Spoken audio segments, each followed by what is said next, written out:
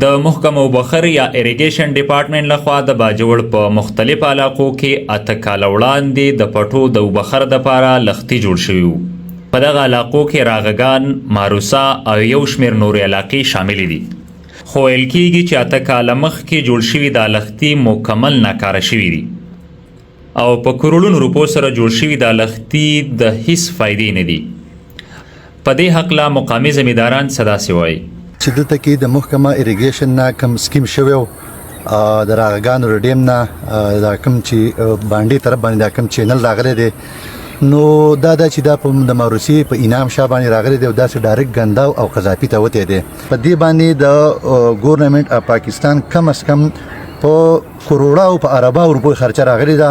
خدا سیدا چې د دې خلکو ته هیڅ پیدا نشته دی. په سونو جیب از مکه د دینه د لاندې دا خو پیدا یې مونږ ته هیڅ هم نشته دی. بل دا چې سولر هم په هغه ځای کې دي تقریبا 1 پلس هغه 100 پلس سولر هیڅ پیدا نشته. په هغه ځای کې د لکاو روپو ماشين دی دا هغه هیڅ فایده نشته دی لګیدل دی. سبب بیا په دې نالو باندې په کروڑا روپۍ به لګي.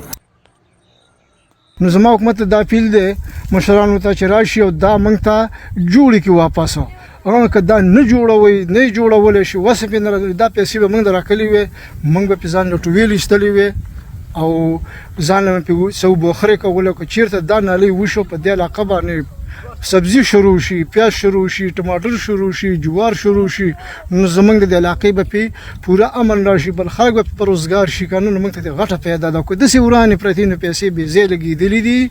اوریدونکو په دې حق لمو د محکمه بخر د واکدارانو سره خبرې شوې دي چې ویلي چې کوم مات شوي لښتي دي دا به واپس مرمت کو زر تر زر به په دې باندې کار وکړو.